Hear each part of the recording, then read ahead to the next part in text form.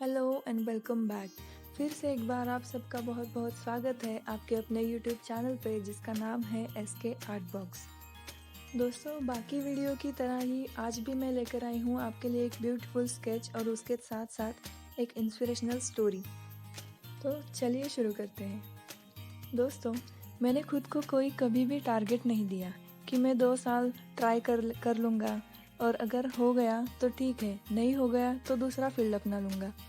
ऐसा मैंने कभी नहीं किया। जिस चीज़ का पैशन होता है वो चीज़ हासिल करने का जज्बा होता है और उस चीज़ को आप दिल से चाहोगे ना तो पूरी दुनिया झुक जाती है उस पर। उसको पूरा करने के लिए पूरी कायनात एक हो जाती है। इस आदमी के ज़िद के लिए इस आदमी के ज़िद के आगे झुकना पड़ेगा और पूरी दुनिया झुकती है आपकी सिर्फ ज़िद के आगे। लेकिन आपको ज़िद्दी होना पड़ता है। आपको बहुत सारे सैक्रिफाइस भी करने पड़ते हैं। भगवान के भरोसे मत बैठिए, क्या पता भगवान हमारे भरोसे बैठा हो, क्योंकि भगवान भी वेट करता है कि ये खड़ा होके कुछ करेगा तो मैं इसका साथ दूंगा। घर में एक रूम में बैठे बैठे भगवान भी साथ नहीं देता। जब आप पक्का इरादा करते हो और घर से निकलते हो, सोचते हो उस चीज़ पर कुछ मेहनत करना स्टार्ट करते हो, ये सोच के कि वाकई कुछ करना है, तभी भगवान साथ देता है। दोस्तों, ये इस आदमी का कहना है जिसने इंडियन सिनेमा को ब्लॉकबस्टर फिल्में दी हैं, जैसे गैंग्स ऑफ वसेपुरे, बजरंगी भाईजान, मांझी एट्सेट्रा। अब तक तो आपको पता चल चुका होगा कि मैं किसकी बात कर रही हूँ। जी हाँ दोस्तों, नवाजुद्दीन सिद्दीकी। इनकी एक्टिंग के दीवाने पूरी दुनिया में हैं। आज के वक्त में नवाजुद्दीन सिद्दीकी को हर कोई जानता है और वो एक सफल व्यक्ति भी है। लेकिन हर सफल व्यक्ति के पीछे की ज़िंदगी बहुत ही मुश्किल और कठिनाइयों से भरी हुई होती है। नवाजुद्दीन जी की ज़िंदगी भी कोई आसान नहीं थी। उनके पिछले ज़िंदगी का कड़वा सच बहुत कम लोगों को मालूम है। तो चलिए आज इस वीडियो में एक ब्यूटीफुल स्केच के साथ नवाजुद्दीन सिद्दीकी की ज़िंदगी के बारे में जानेंगे। कैसे उन्होंने ज़िंदगी के उतार चढ़ाव को पार करके अपने सपनों को पूरा किया है और बॉलीवुड इंडस्ट्री के सुपरस्टार बन गए। दोस्तों, नवाजुद्दीन सिद्दीकी का जन्म 19 मई 1974 में मुजफ्फरनगर डिस्ट्रिक्ट में यूपी के एक छोटे से गांव में मुस्लिम परिवार में हुआ था। उनके पिता किसान थे और वो 7 भाई और 2 बहनें थे। उनके घर की आर्थिक स्थिति भी ठीक थी, इसीलिए उन्होंने अपनी इंटरमीडिएट की पढ़ाई अपने गांव में पूरी की। उनका कहना था कि उनके गांव का माहौल ठीक नहीं था। वहाँ के लोग बस 3 चीज़ें जानते थे, गेहूँ, गन्ना और गन।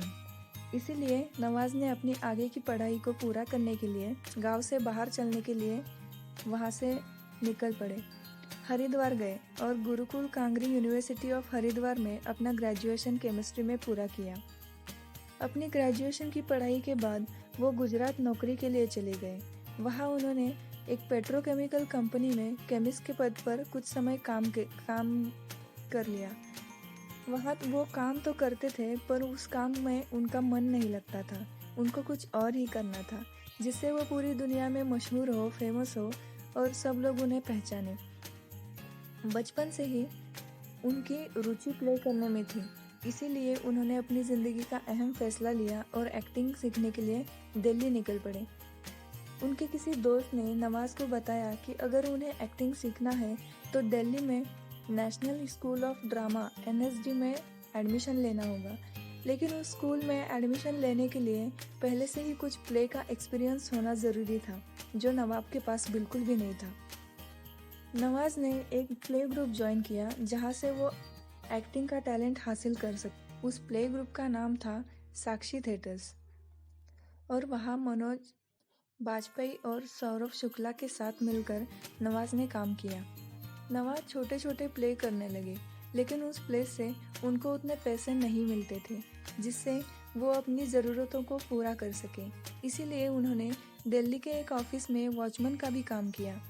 अपनी ड्यूटी ख़त्म करने के बाद वो प्ले सीखते थे। उनके अंदर एक्टिंग सीखने का इतना जुनून था कि वो उसके लिए कोई भी परेशानियां को झेलने के लिए तैयार थे। बहुत सारे प्ले करने के बाद उन्होंने NSG में एडमिशन ले लिया। साल 1996 में वो NSD से पास आउट हुए। उसके बाद 4 साल तक वो दिल्ली में रहे और बहुत सारे थिएटर्स और प्ले किया, लेकिन उन प्ले से उनकी कमाई अच्छी नहीं हो पाती थी। इसीलिए उन्होंने तय कर लिया कि अगर भूखा ही मरना है तो सपनों के शहर मुंबई में जाकर कोशिश करें। मुंबई में उन्होंने NSD के सीनियर से मदद मांगी। वो नवाज़ को अपने साथ रखने के लिए राज़ी तो हो गए, पर उन्होंने कहा कि उनके साथ रहने के लिए नवाज़ को उनके लिए खाना बनाना पड़ेगा। नवाज़ वो करने के लिए भी राज़ी हो गए। आखिर उन्हें अपना सपना जो पूरा करना था। शुरुआत में उन्होंने टीवी सीरियल्स में काम करने की कोशिश की। बहुत कोशिशों के बाद उन्हें सीरियल्स में एक दो बार थोड़े समय के लिए छोटे रोल्स करने का तो मौका मिला, जहां उन्हें ज़्यादातर नोटिस नहीं किया जाता था। उसके बाद उनको ये रियलाइज़ हुआ कि वहाँ उनकी सही जगह नहीं है। उनके टैलेंट को पहचानने वाला कोई नहीं था, क्योंकि वहाँ सिर्फ अच्छे दिखने वाले यानी सिर्फ आउटर अपीयरेंस वालों को चांस मिलता था, और नवाज़ के पास वो खूबसूरती नहीं थी जिससे उसको कुछ बड़ा रोल करने का मौका मिलता। इसीलिए उन्होंने फिर फिल्मों में काम पाने की कोशिश की।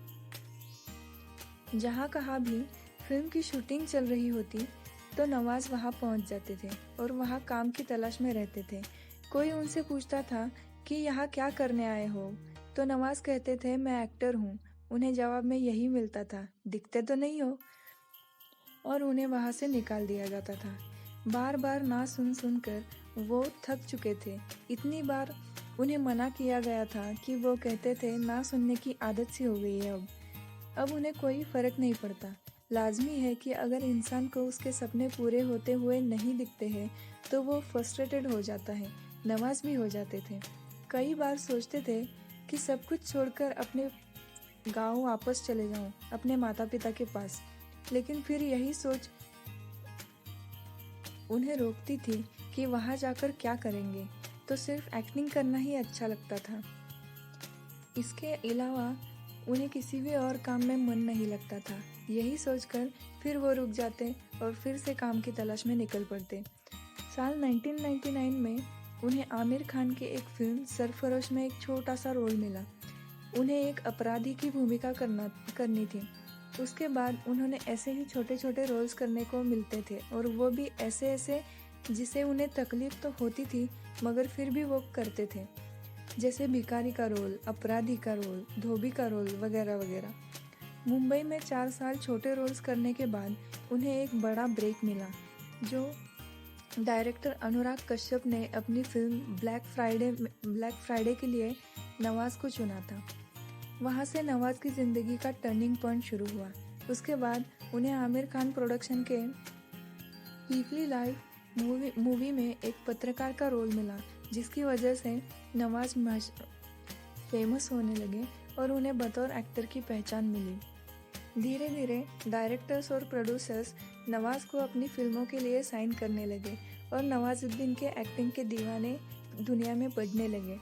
नवाज़ ने एक ऐसे हिट फिल्मों की इंडियन सिनेमा को दी, और आज वो सिर्फ बॉलीवुड टाउन के ही नहीं बल्कि पूरी दुनिया के सुपरस्टार हीरो में से एक हैं। नवाजुद्दीन सिद्दीकी जी की संघर्ष भरी लाइफ स्टोरी में हमें बहुत कुछ सीख मिली है। अपने सपने को पाना ही अपने लक्ष्य को पूरा करना है, तो कभी हार मत मानो, चाहे जितनी भी मुश्किलों का सामना क्यों ना करना पड़े। बस उनसे लड़ते हुए आगे बढ़ते रहो।